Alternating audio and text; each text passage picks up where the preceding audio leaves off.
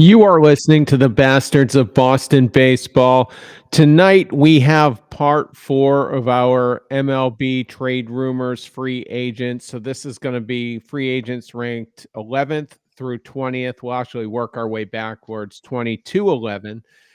And starting to get to some of the bigger names on the list. Some of them in that group are off the list. We'll cover that briefly.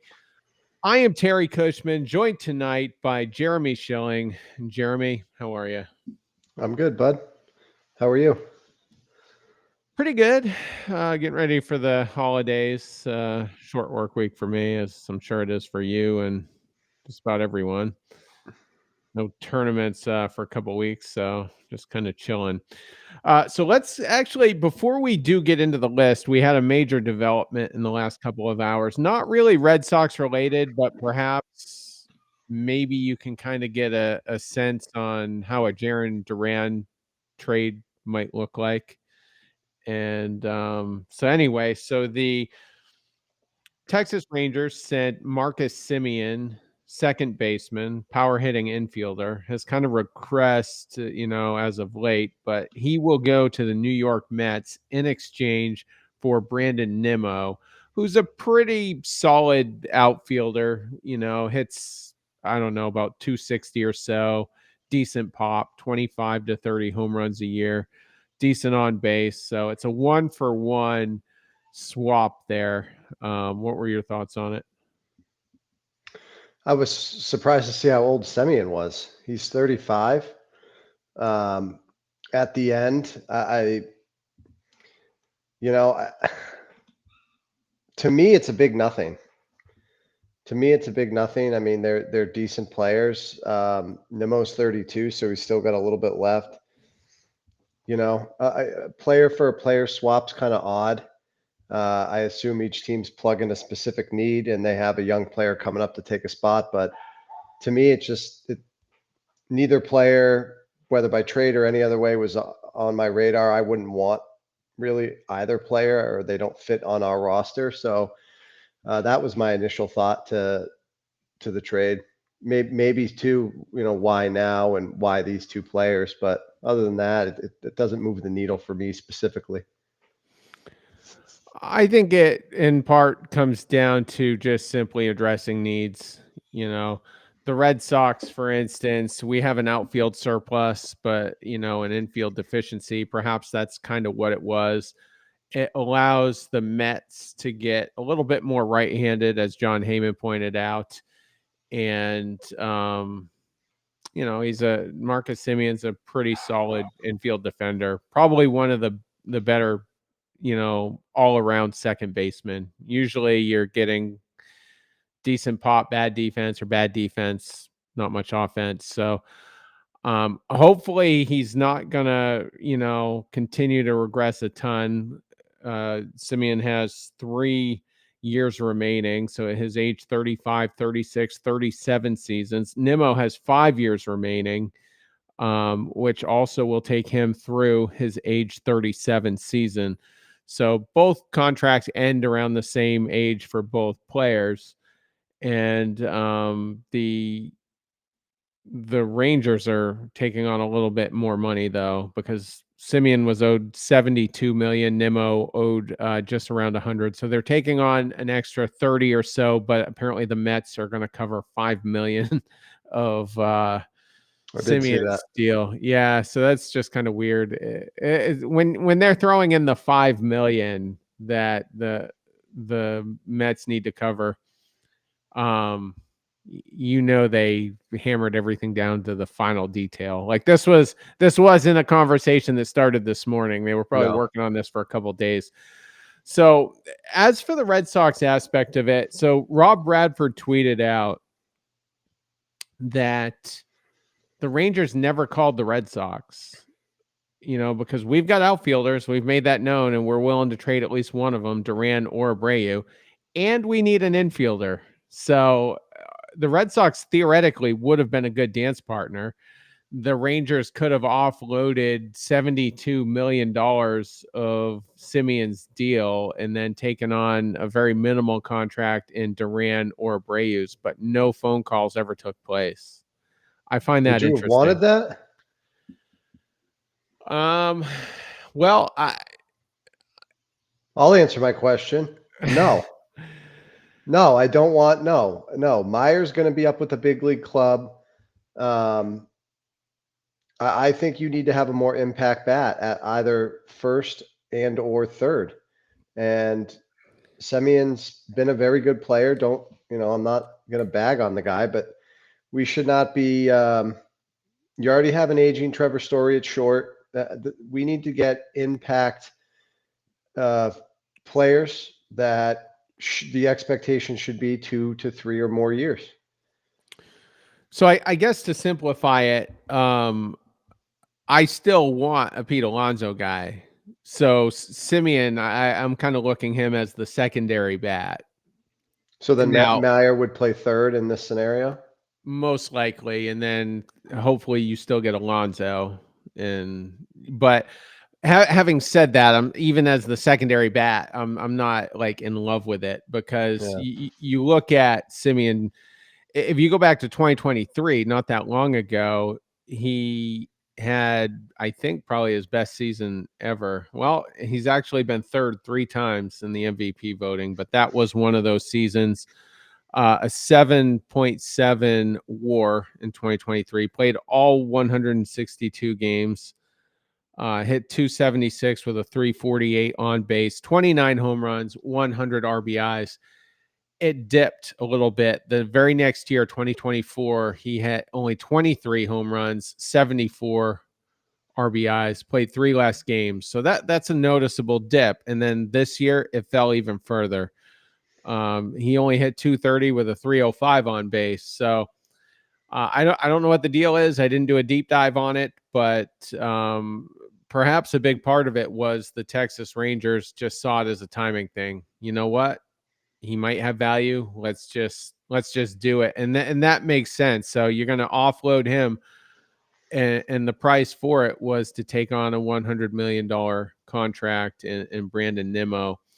So it's just surprising to me that the Red Sox, no one even made an attempt. And what I'm wondering is, did Breslow draw a hard line last July when teams theoretically were probably trying to get either Duran or Abreu, and teams just don't feel like dealing with Craig Breslow? I think that if you really like a player that much and you're not going to call on the player because you don't like the GM, I mean, that's not a type of personality I would want running my team. And if Breslow's gun shy and is overvaluing his assets, then if you're going to make the call, you got to feel him out. You got to negotiate. You got to see what you can do to sweeten the pot. One of the things that sweetens the pot when you're dealing with the Boston Red Sox is cash. Um, so I don't know that we need to get here on this deal, because if the goal is to go try to win a championship in the next year to 3 years, I don't know that Semion's in that plan. So if he's not in my plan, and even now that I know he was available, I that's not a move I'd make. I guess my final thought on it is I think Nimmo and Duran kind of impact a team very similarly, except for maybe on the base pass. Obviously, Duran's got some speed, but I just don't think there's going to be a massive market out there where you're getting a huge haul for Duran. I think it could very well be a 1-for-1 trade. Well, I would think a guy like Duran, controllable years, he's not going to get. He kind of blossomed late, so he's not going to get one of these extensions at age 28, 29. I think you could package him into a deal to go get a number 2 starter. You're he has value. If you're trying to go get a Joe Ryan and you have Campbell in the mix and some prospects, and they say you got to add one of the outfielders, I'd say there would be enough added value adding him to the trade to go get a player like that.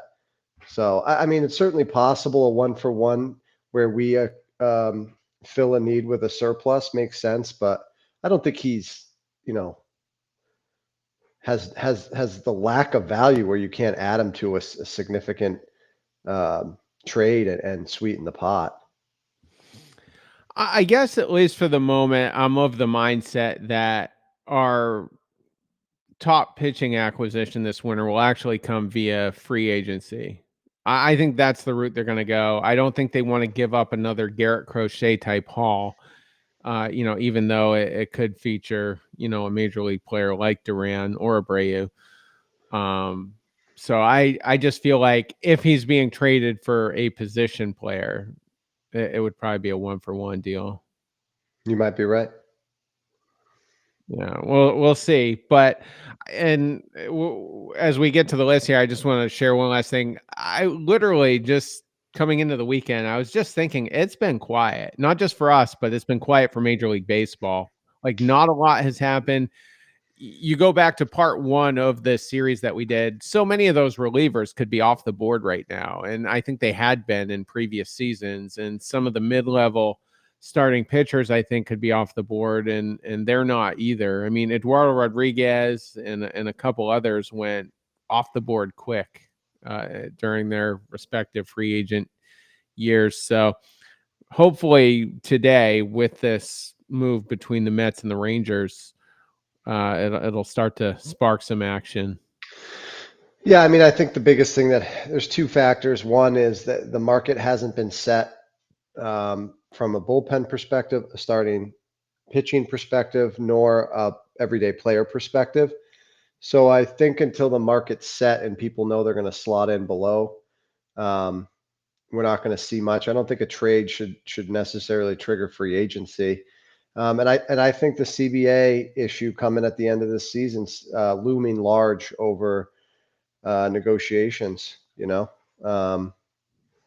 I think Boris's plan is going to be to wait. So all of his guys are, unless they get swept off their feet, they're going to push late into the offseason. That's his approach. It typically has been, unless the players went to him and said, "Hey, I want to stay where I'm at and make a deal." So we'll see. It could happen soon. Well, somebody's got to blink sometime, and we'll Yeah, I'd see like it what to be the Red Sox, by the way. Go get the guy you want and overpay him. I think it'll be a trade if it happens this week. The following week, I can't remember when. We might be 2 full weeks away from the winter meetings, but I think the signings will happen that week. At least one big one, I would say, for us. But we'll see. All right, let's move on to the list. So we're gonna start at number 20. And again, if this is your first time listening, we've covered 50 through 41, 30 through 29, or I should have said 40. I'm botching it. We've 40 covered through 50 31. through 21 completely. Yeah, in three different installments. Math is hard. And so we've got 2 left. It'll just be one more after tonight. We'll probably do next weekend to round that out. But so starting at number 20 is going to be a guy I've kind of been interested in. Jason's really made me rethinking a little bit, but that would be Eugenio Suarez. He's a third baseman. He's projected by Major League Baseball trade rumors to get a 3-year, $63 million deal. The 4 writers have him going to the Red Sox, Athletics, and Reds, who've been very active on the market, by the way. Apparently, they're connected right now to Kyle Schwarber. So, and the interesting thing about the Reds is Suarez played for them in 7 of his first 8 seasons as a major leaguer. So, and if you're wondering how old Suarez is, I think he turns 35 this year. Let's see. Well, middle of next July. year. Yep. Yeah. 3 days after my birthday. And so anyway, thoughts on Suarez? I mean, if the Sox are in a position where we are signing Suarez, it's because their A and B plan didn't work out, in my opinion. Because I think they'd rather have either Bregman and or Alonso before they would be settling on this player. The age scares me. I understand, I'm seeing some stuff that his defensive metrics are slipping, as you would expect as you approach the tail end of your career. He had he hit 49 home runs while playing for the D-backs and Mariners. So, that is obviously enticing. And I'd also rather have Schwarber. I know we're, left-handed heavy, but um, younger players, Schwarber really can't play the field, but my prize is Alonso because you could put him at first. It's not super athletic or great, but those are the guys I want. And I would not be interested in 3 years, 63 million. And I can guarantee you John Henry wouldn't be either. So if Suarez ends up on the Sox, I think it'd be later in the market, and it's going to be a 1 or 2 year deal with a 1 year opt out, something like that. I don't think they're going to commit to this player at this age for something like 3 or 4 years. I agree with you on the 3 years. I'm probably out at that point. If it was knocked down to 2 years and let's say, I don't know, maybe 25 million per, I'd probably listen a little bit more on it.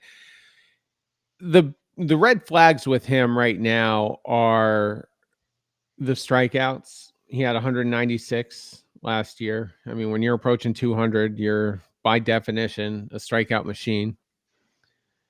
And the swing and miss rate is way up. I mean, he got caught looking several times throughout the postseason. They made a really deep run, game 7 of the ALCS. And so I'm not really in love with that. If I could look into a crystal ball and see that, maybe those strikeouts will come down a little bit. Maybe the swing and miss will come down a little bit. I'd almost be all in again. Fenway Park, small sample size. Season before last, he hit 3 home runs in 1 game. I think he would just golf balls over that monster all season long.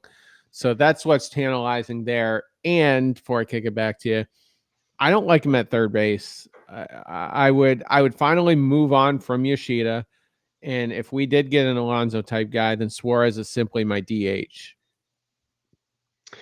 You're going to take a higher strikeout rate with a guy that hits 50 bombs. So, you live and die by it. Obviously, he does. I would love to, not for today because we're going through the list, but I don't think we can just say things like we're going to get rid of Yoshida. He's not a movable contract.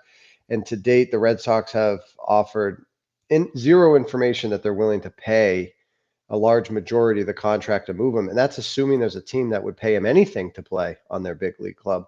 I think Yoshida's probably going to still be on the team, which is a significant issue in and of itself.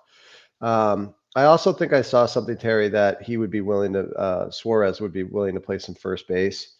I'm sure that's something he's saying now before he signs his contract. So who knows if it's real, but I'm not going to be terribly upset if this is the guy we end up with. I think, again, if it's a 1-2 year max deal, even if you got to overpay him for the 1 year, and, he's going to hit a bunch of, like you said, he's going to hit a bunch of home runs in Fenway Park. And I just think he's a consolation prize. I don't think this should be the guy they're hoping to sign.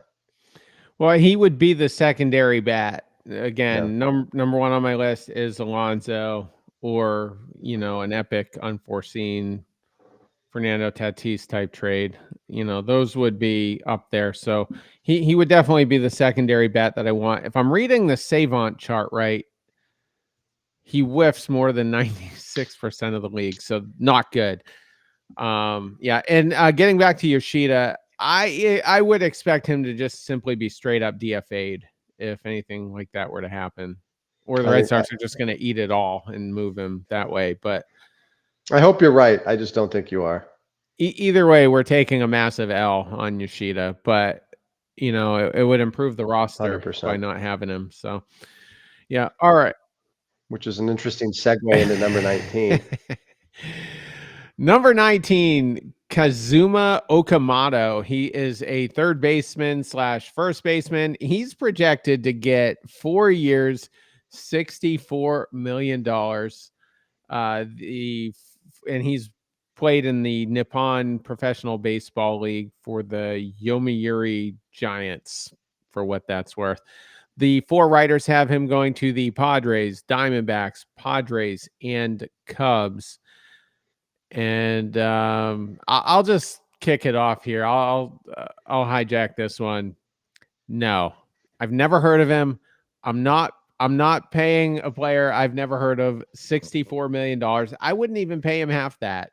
I'm sick of these Japanese guys, like, with all the hype. Not saying this guy typically does, but if you haven't faced Major League Baseball pitching for at least a couple of seasons with a track record of success, not that 2 years is a massive sample size, I don't want you.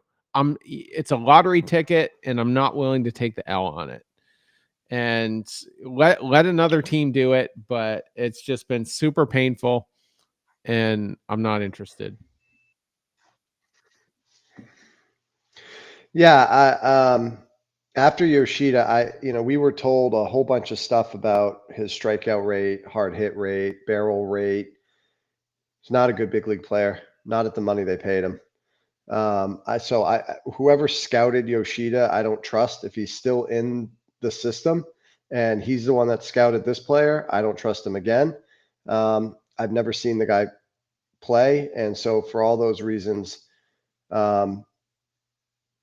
go fix first and third base with established big league guys. It can't be this. It just can't. This is something the Pirates, who are on the list, should do. Go pay someone you think is going to outperform a contract, because no one essentially knows who he is. The Red Sox are ready to win. Go get established talent and play him, because this is a first, third baseman. We have obvious needs there. It can't be this guy. That's all I have to say. I would much rather have a Hae Sung Kim type guy for 2 years in the middle of our infield, because I've seen him do it, and he's been hurt the last couple of years. He should be. I think he's a full go this year, and I'd take that chance before I took the chance on Akamoto. Number 18 on the list. Well, this one's kind of already been spoken for. Trent Grisham was projected to get 4 years, $66 million. The writers had him going to the Angels, Rays, Angels, and Astros. But the Yankees took a gamble. They gave him the qualifying offer, assuming he would opt out, test free agency. He opted not to, so he will stay with the Yankees in 2026 for the $22 million a year. And I think that's a smart move on Grisham's part, because he'll have a full market next year without anything attached to him. So I think it was almost stupid for the Yankees to even offer it if they didn't want him back.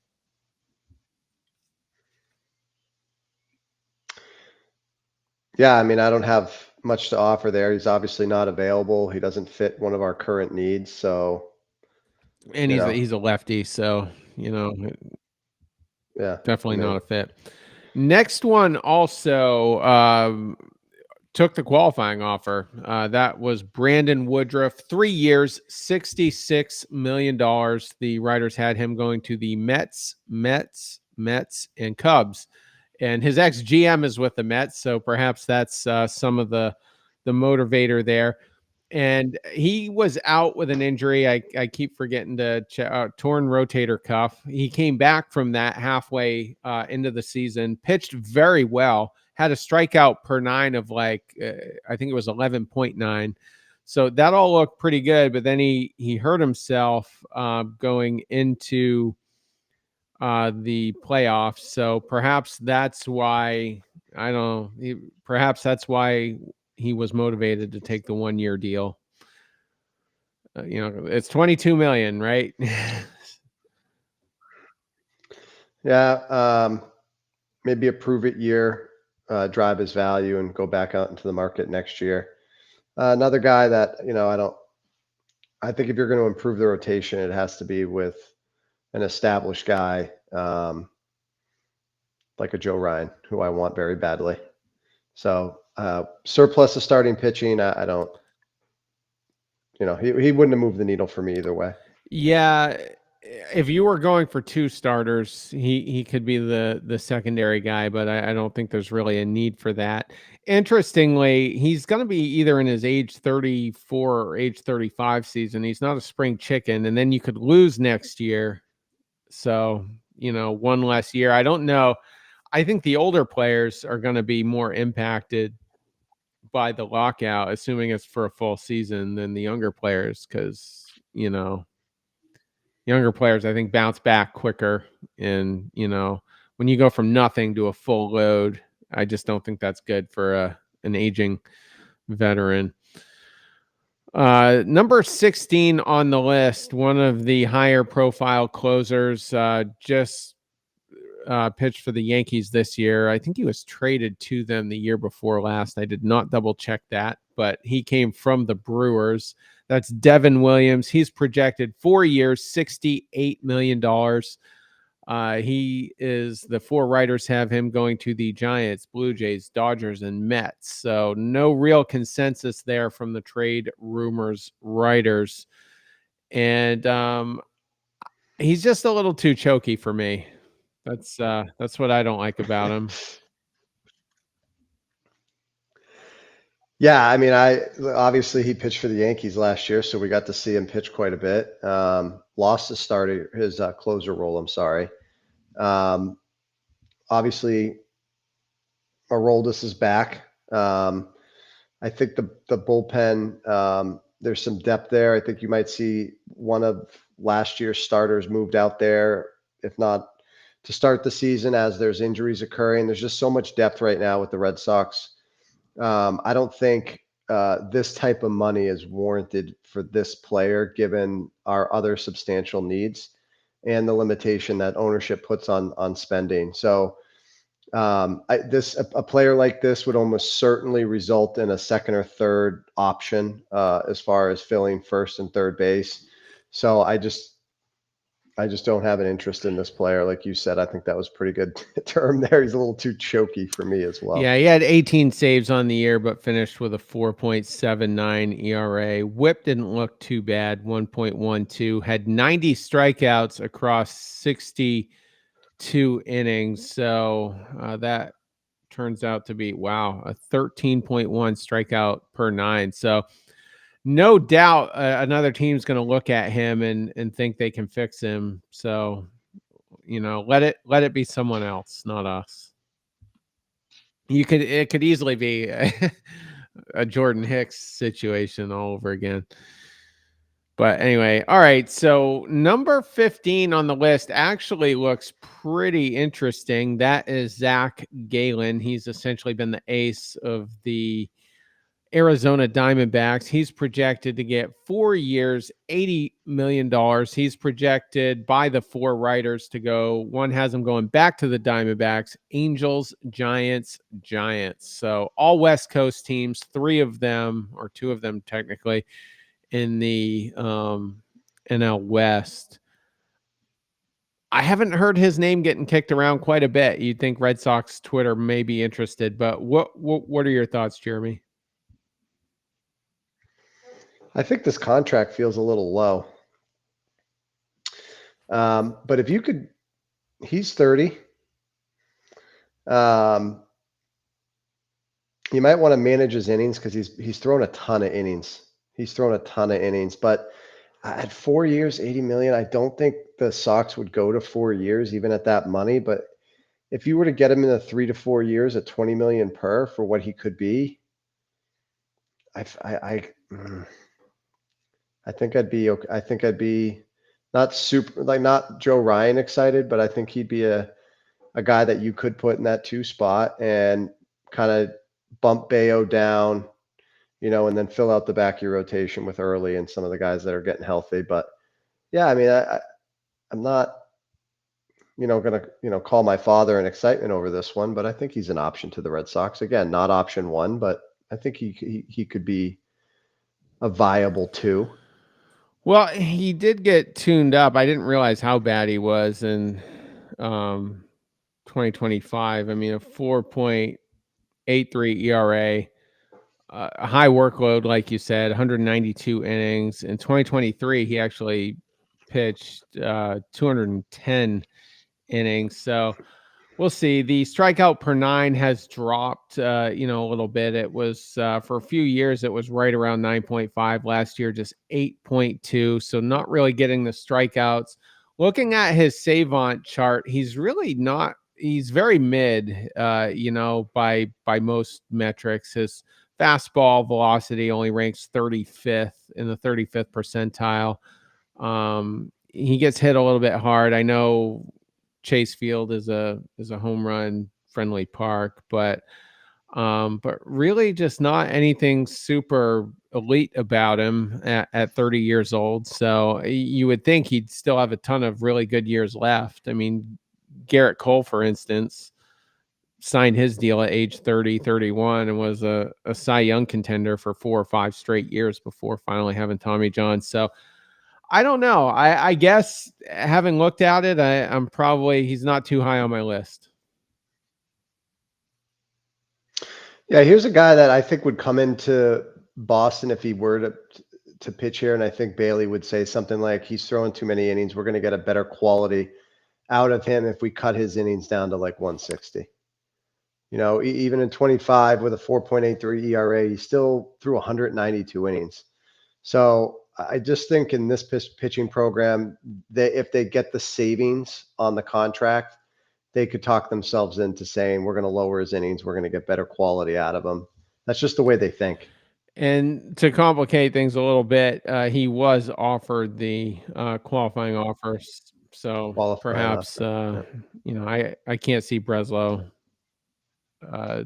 taking that essentially. So next on the list, what number is he? Number 14. Michael King is essentially offered the same exact deal, 4 years, 80 million. At least that's what Major League Baseball trade rumors projects. The writers have him going to the Orioles, Tigers, Orioles, and Yankees. So they have him on this side of the Mississippi. Ironically, he did pitch for the Yankees previously, and he was kind of a swing man in the bullpen, and then they just kind of managed to unlock something. He had a solid, dominant season with the Yankees, and then ended up getting put in the Juan Soto trade, and was with the Padres for the last couple years. But this is a guy a lot of people have been interested in. In 2025, he had a 3.44 ERA. I think he was injured, so only 73 innings, struck out 76, so just a little bit more than one per inning, but only 30 years old. And I'd be a little bit more interested in him than Zach Gallen.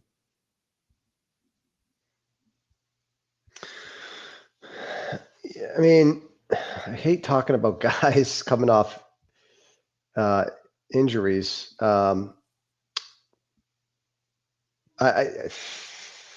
Again, it reeks to me like they saved money on a guy coming off an injury. This isn't quite like Giolito, where they essentially paid. Oh no, Giolito got hurt in camp. That's somebody else I'm thinking of. But to pay a depressed price because a guy's got an injury concern, that's so Red Sox. It's not what I want. I don't want to have question marks. I don't want to talk about how they saved value on the contract because he didn't pitch well or he was hurt last year. Go get a legitimate number 2 guy that's healthy, that's still in the prime of his career, and let's go win games. Let's go work towards a World Series. To me, this is the Red Sox from the preceding 4 or 5 years, just trying to find value and bargains and get out of here with this. Yeah, fair enough. I didn't realize he had a pinched nerve in his shoulder last year. Came back from it, and then he tweaked his knee a little bit. Pitched one game and went back down. So, multiple issues, shoulder, lower half, his concerns there, man. All right, moving on. Number 13 on the list, Edwin Diaz, who has been one of the best closers in baseball for a number of years now. He's projected to get 4 years, $82 million. The writers have him going to the Dodgers, Giants, Yankees, and Blue Jays. all I'll say is before I kick it to you, we'd have the best bullpen in Major League Baseball if we took this plunge. I don't see it happening, and I think he also was offered the qualifying offer as well. Yeah. If they if they're not going to spend the money on a number two and they want to go get, what was the term Carabas used? Super pen. You could do that. That's not how I want to be built, though. I want to have good starting pitching. Um, Teams that win World Series don't do it with super pens. You saw what happened to the Brewers this year. It didn't work. And they were the best team for large portions of the season. So what I want to have is Crochet, a legitimate number two. I'll say Joe Ryan's name one more time, so maybe I just speak it into existence. And then whether it's Bayo or Early or somebody so you have those three guys to go win you a playoff series. That's how I want to be built. I would hope that's how the Red Sox want to be built.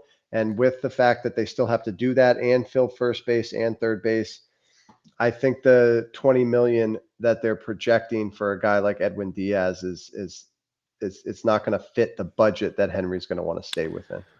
I agree. I can't see it happening under any circumstances, but if it did, I would absolutely love it. He was about as dominant, if not more dominant, than Chapman was in 2025. A 1.63 ERA across 66 and 1/3 innings, struck out 98, so well more than a strikeout per inning, and at 13.3 strikeout per nine. Relievers tend to go higher than starters do with that metric, but yeah, I would be interested. I just think there's less than a 2% chance of it happening. So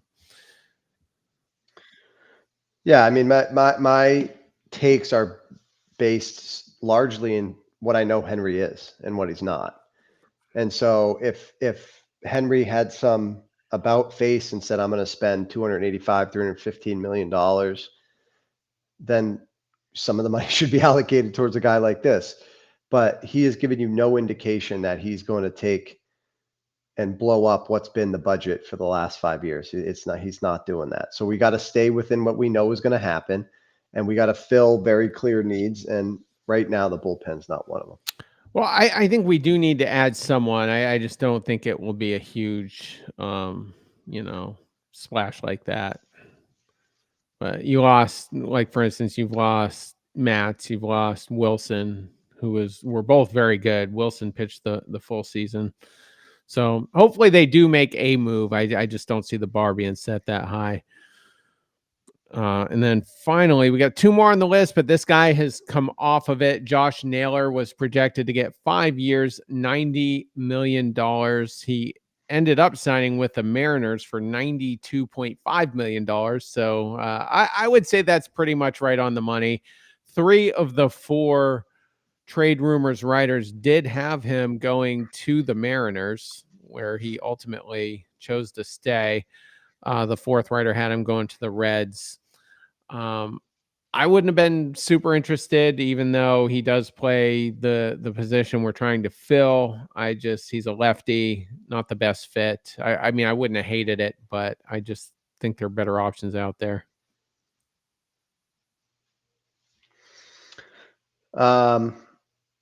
Yeah, I don't love the player. I don't know that I need to get into a bunch of detail about it. He's off the board, but the next guy on the list is the guy I want.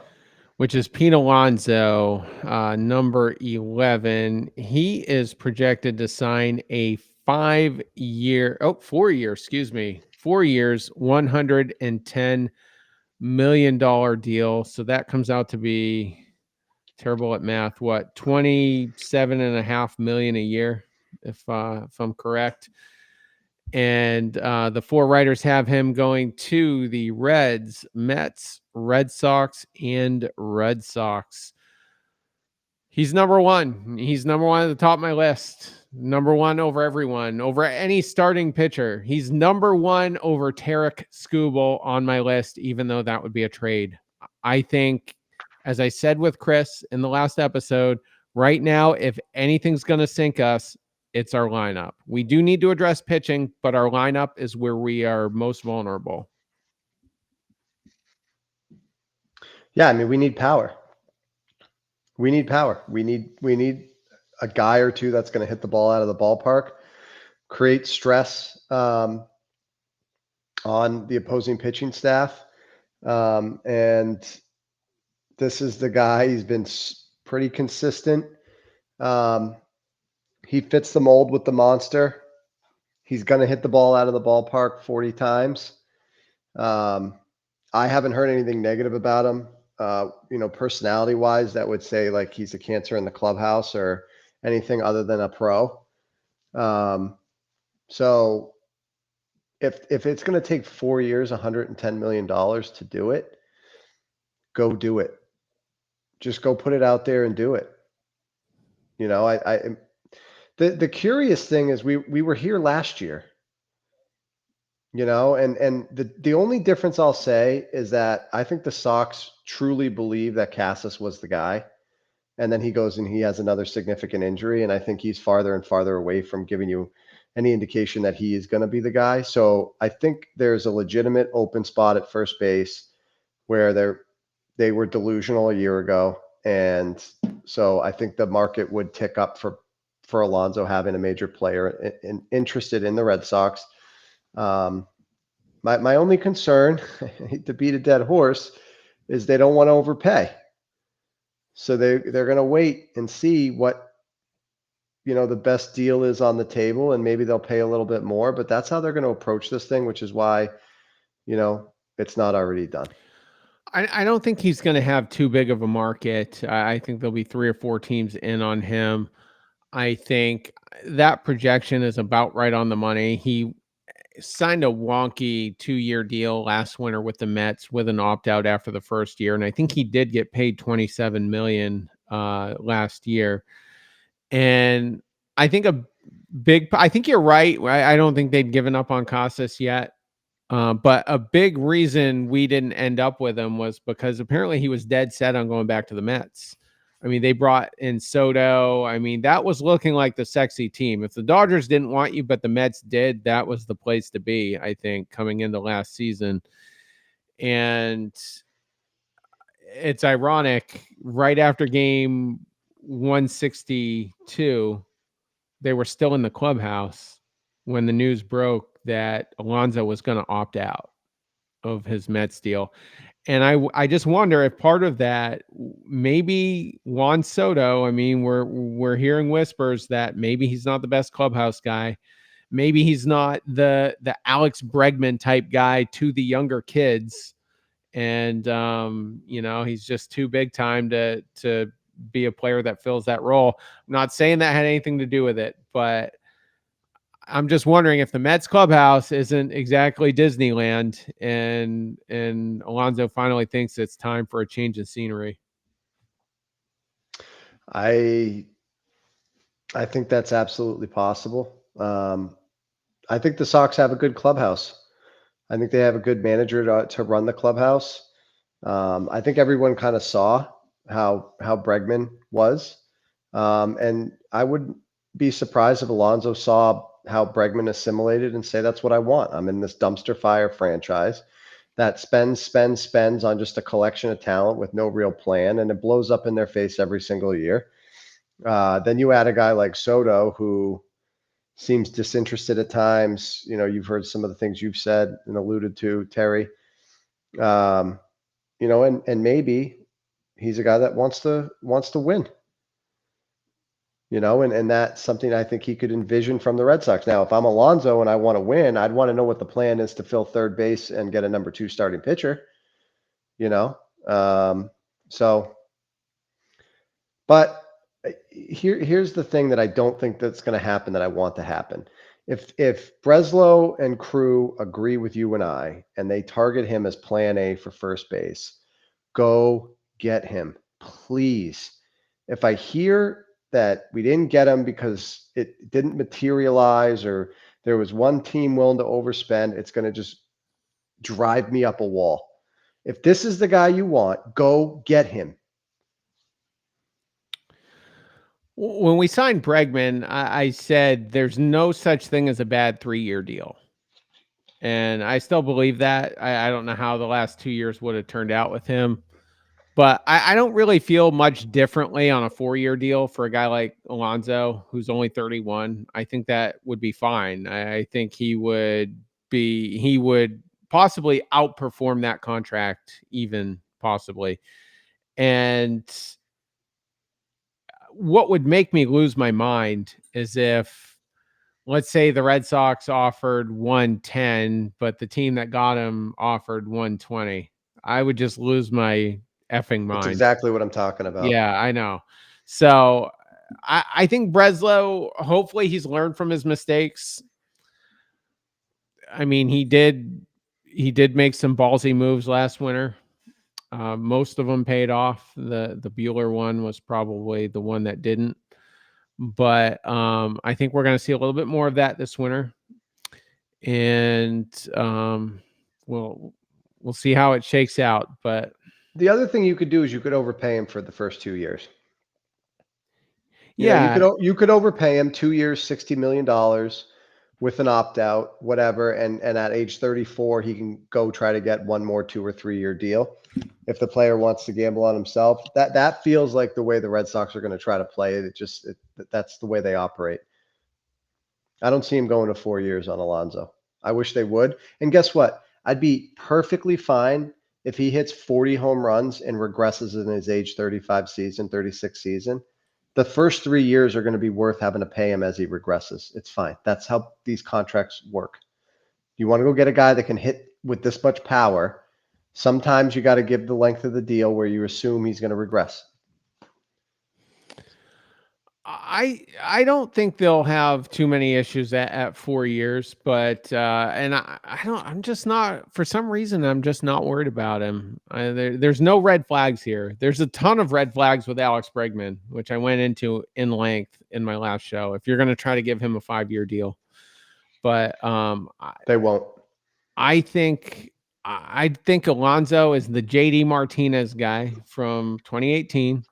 Bring him in. He's gonna serve the same role, same impact, and I think his personality is good for Boston. I think Red Sox players are really gonna like him, and I'd get him and one more bat. I'm not convinced that they'll get a second one, but it wouldn't hurt, especially to get more balanced from the right side of the plate. So we'll see. We'll be back in a couple of days. We'll have a Red Sox related show. Maybe something will develop. Maybe there'll be some rumors that are gaining momentum. So we'll be back to cover those on Tuesday. That will probably be it for the holiday week. I mean, if something major does happen, we'll find a way to do a 20 or 30-minute show on it. But plan on Tuesday. For now, take care.